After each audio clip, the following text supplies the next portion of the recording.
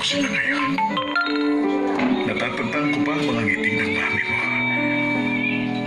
Habang sinusunod niya ang singsing ng grandma mo.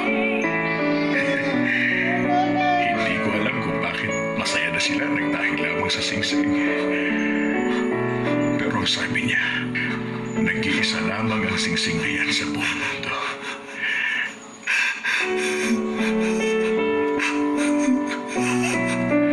Ang aking mo. Sorry. Ilayo ko sa'yo. Ilayo ko sa'yo ang mami mo. Kasalanan ko lahat ng ito.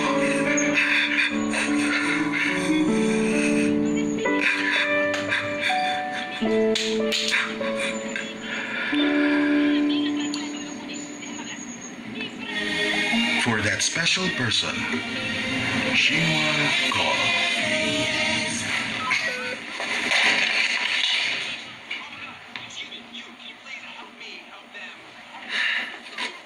Anong balak mong gawin? Hindi ko alam. Pakiramdam ko sumabog ang bomba sa ulo ko. Ano gagawin ko? Baho mo. May May magagawa pa ba ako? You have to find that out. Ikaw lang ang makakaharap ng kasagutan. Noong una, getting married was the only answer. Bakit tayo mag-aalala sa ganung situation? Napakasimple lang naman yan eh.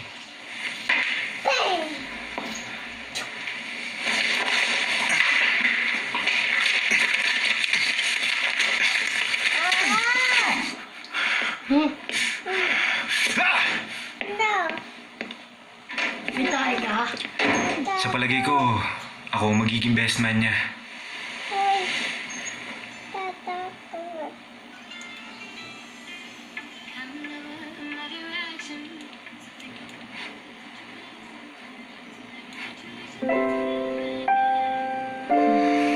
Walang trabaho.